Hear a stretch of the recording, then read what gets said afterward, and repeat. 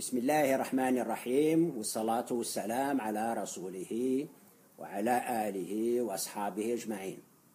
سيداتي سادتي الكرام، السلام عليكم ورحمة الله وبركاته. Azul Flow. Auparavant, j'avais exprimé le besoin de diversifier notre économie dans le but d'obtenir plus de devises à travers les exportations de produits des secteurs tels que l'agriculture, l'industrie, la pêche, le tourisme et les services. Ces gains en devises complémenteront celles à partir des exportations de pétrole. J'avais dit aussi que la diversification de notre économie pourrait être atteinte en appliquant 15 mesures clés qui non seulement nous aideront à sortir de notre dépendance des hydrocarbures, mais à ramener le secteur informel dans l'économie réelle. Dans ce cadre, j'avais discuté de la convertibilité du dinar comme une question clé. Aujourd'hui, le sujet de ma présentation est « Où en sommes-nous dans la convertibilité du dinar algérien ?»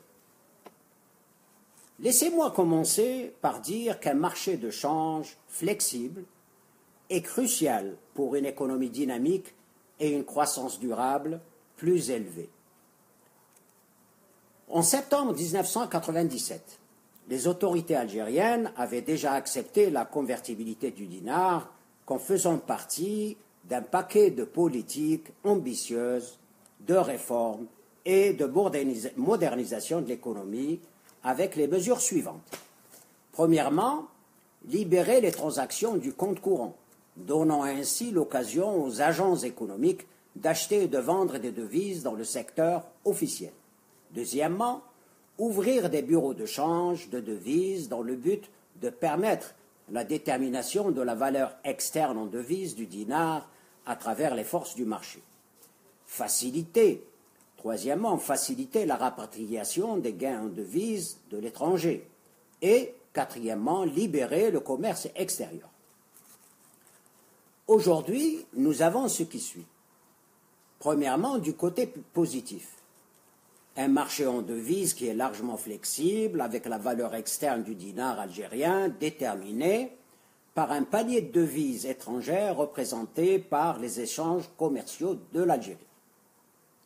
Ensuite, des réserves quand même importantes de change représentant près de 19 mois d'importation de biens et de services, en comparaison avec un niveau optimal généralement accepté de niveau de réserve de 4 mois seulement d'importation de biens et de services. Et finalement, un côté généralement compétitif de l'Algérie, représenté par une structure du coût favorable pour des exportations potentielles. Deuxièmement, du côté négatif.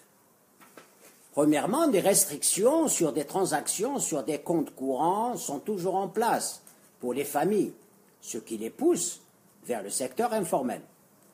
Deuxièmement, l'absence d'un réseau de bureaux de change de devises, ce qui donne lieu à des opérations illégales de change de devises. Troisièmement, des liquidités significatives venant de l'évasion fiscale du fait que le taux de collecte d'impôts est faible. En l'absence d'un marché financier pour recycler toutes ces liquidités se déversent donc dans le marché parallèle de devises.